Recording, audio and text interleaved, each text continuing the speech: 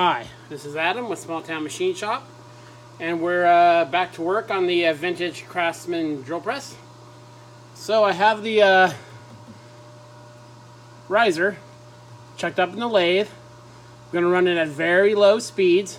There's a steady rest at the end, and I've noticed a lot with these. Every one I've had has had a little bit of a, they're not perfectly straight. So there's a little bit of a wobble to them. This one's not bad.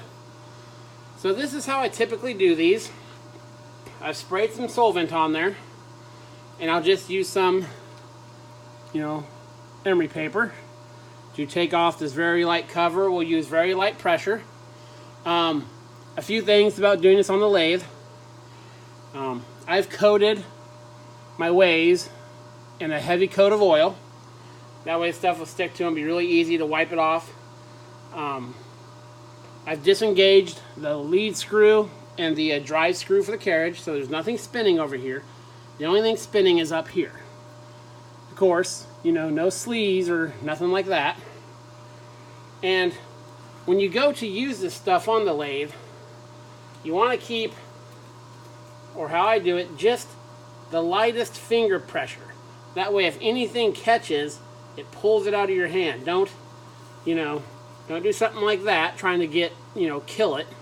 Because if something catches, well, that's bad. Like this, if anything happens, it just comes right out and, everything's safe. So I've got some solvent sitting on this.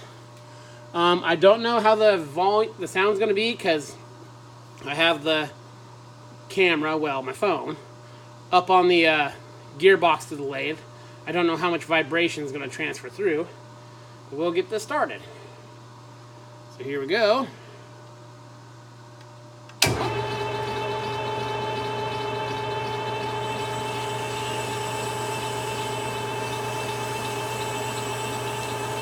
We'll just run this nice and back and forth. Not staying in one place too long.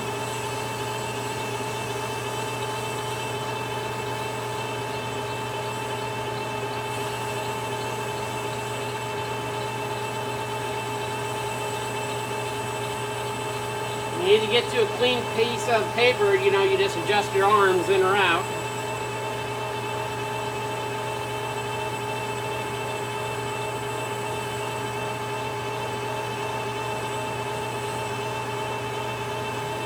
You want to keep it moving to avoid putting scratches or actually, wearing into the metal. You just want to take off that top part.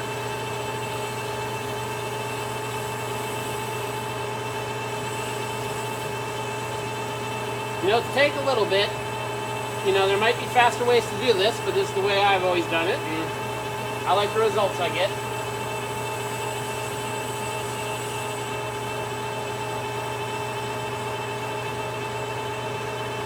Again, I'm staying as far away from, see, my hands are at least 6-8 inches away at all times. Nothing else is turning but the headstock.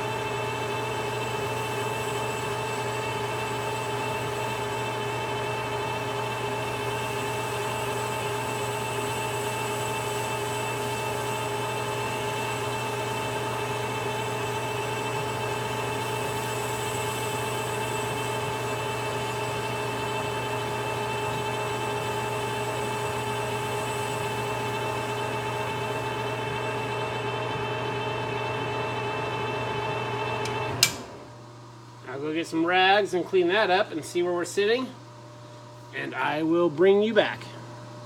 Okay, so that was the first go, and most of it started off this dark, so just in that little bit of time, we got some shiny spots. I've already done this half here. That's really good there. Still gotta do some cleanup on the ends. This part here sits in the foot. The other part sits in the headstock. There's my setup. Just have it in the steady rest. And put in the 3-jaw chuck. So yeah, I'll do a couple more passes with this. And then we are getting ready over here to spray primer on the headstock of it. It's about 33 degrees in my shop right now, so I'm heating this part up. I just wiped it down with acetone stuff a little bit ago. I get some heat in there to help the paint a bit, and we'll put it up there and paint it.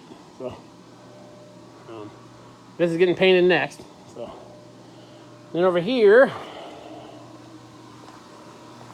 got the base soaking. That won't take but a half hour, 45 minutes to get stripped and primered. And I'll get everything primered today. And then when I go to paint them,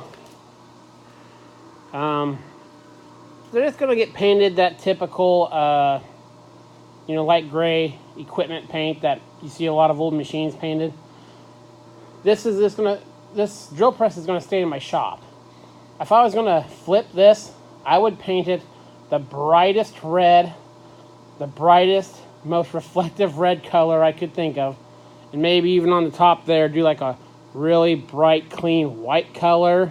And I'd spray it with a couple coats of clear.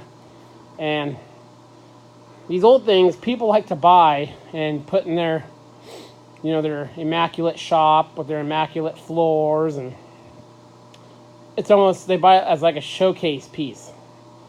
But this is going to be a shop drill press. So it's going to get painted the same gray color most of my machines are.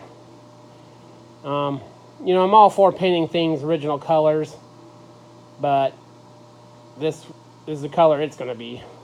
So get it painted today, or at least the headstock part primered, the shaft cleaned up, and then tomorrow, or actually probably the next day because I need to go get some paint, we will actually paint the headstock and start the reassembly of it. I still need to strip and paint the work table for it. So I'll do a couple more passes on this guy, and I'll bring it back with the results. So there we go. After about, I'd say 15 minutes worth of work, we got a very good finish on her.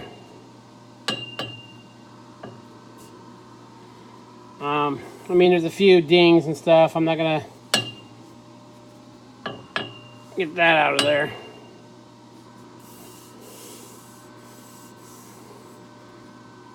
It's banging around a bit. I got it outside of the steady rest unlocked. So yeah, we're gonna be very happy with that. So before I put together, I'll clean up that end and that end, and yeah. And then I'll, of course, coat it with oil. So that'll be it for the shaft. So I've got 3 good layers of primer on the headstock. And we're going to call that a night. We're going to let that sit overnight. A nice covering. Nice and even. Everything cleaned out good. The holes for the quill and everything, I didn't bother masking. They were a little rough, so I'm going to run a cylinder hone through that and, send a tap through all the threads and all that. So, didn't have to worry about that. Yeah, looks really good. So yeah, we'll get the base stripped tomorrow and painted, or primered. And hopefully get the table primered, because I have to put the table on the shaft before I can put this on. So yeah. That'll do it for today. This is Adam from Small Town Machine Shop. Please comment, like, and subscribe. And thanks for watching.